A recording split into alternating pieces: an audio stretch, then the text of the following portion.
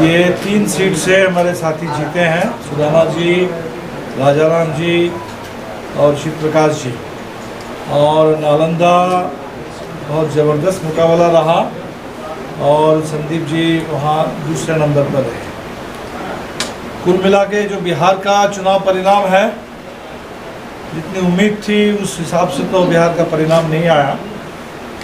हम समझते थे कि शायद 2020 के विधानसभा में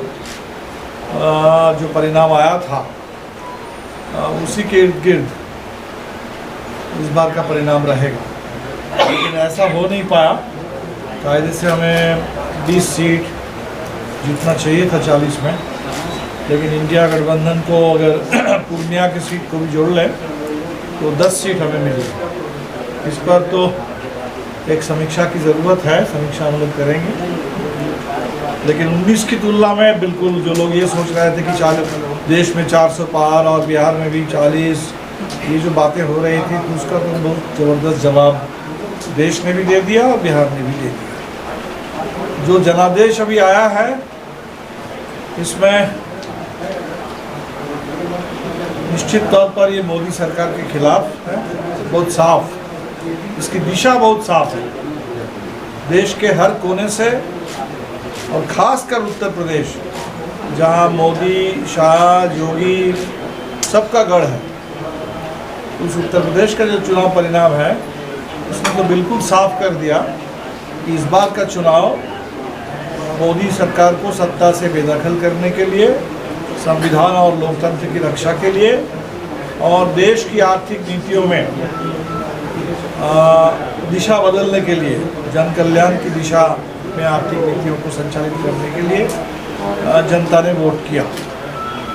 लेकिन उस जनादेश की जो जितनी तीव्रता होनी चाहिए थी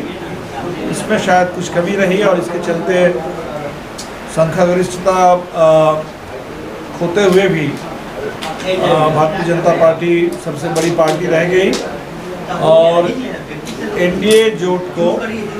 एनडीए गठबंधन को सरकार बनाने का मौका मिल गया है। जो एक बड़ा घोटाला सामने आया एग्जिट पोल के आड़ में, शेयर बाजार में 30 लाख करोड़, इसको घोटाला ही कहा जाएगा। अगर चुनाव के बीच में देश के प्रधानमंत्री, देश के गृह मंत्री अदानी के चैनल में, एनडीटीवी में जा कर के लोगों से शेयर खरीदने के लिए कहते हैं और जब 400 पार वाला एग्जिट पोल, लगता है कि एक तरह से प्रायोजित एग्जिट पोल वो आता है और लोग ज़बरदस्त ढंग से शेयर खरीदने लगते हैं और फिर 4 तारीख परिणाम निकलने के बाद शेयर बाज़ार में ज़बरदस्त गिरावट आती है और देश के करोड़ों छोटे निवेशकों का बहुत बड़ा नुकसान हुआ, कुछ विदेशी कंपनियों को फ़ायदा हुआ और कुल मिलाकर के इसका आकलन है 30 लाख करोड़। तो ये बहुत बड़ी बात है और इसके लिए जैसे कांग्रेस पार्टी ने भी कहा इसकी बिल्कुल एक जांच होनी चाहिए और हमें तो लगता है कि जांच जॉइंट पार्लियामेंट्री कमेटी के ज़रिए हो तो ज़्यादा ठीक रहेगा। इसी तरह हमने देखा कि उसी दिन समय से पहले नीट का रिज़ल्ट आ गया और इस रिज़ल्ट को भी लेकर के नौजवानों में भारी सवाल है, किस तरह से ये रिज़ल्ट आया। जहाँ पहले 1 या 2 टॉप करते थे, वहाँ इतने सारे कैसे टॉप कर गए, एक ही सेंटर से 5-5, 6-6, 7-7 लोग कैसे एक ही नंबर लेके चले आए। तो इसको भी लेकर के बहुत बड़ा सवाल पूरे देश के नौजवानों में है और जिसका जवाब नेशनल टेस्टिंग एजेंसी को देना होगा। एक तरह से कह लीजिए शेयर बाजार का घोटाला और छात्रों के भविष्य के साथ एक बहुत बड़ा खिलवाड़ और इसी के साथ सरकार की यात्रा शुरू हो रही है। बात है तो नीतीश जी की बड़ी भूमिका होगी, लेकिन अब कल जिस तरह से उस बैठक में नीतीश जी की जो बातें थी उसको लेकर के भी अब लोग बहुत दुखी हैं। तो लोग तो ये सोच रहे थे कि भाई बिहार से अगर जनता दल यू के सपोर्ट से अगर सरकार चले तो कम से कम जनता दल यू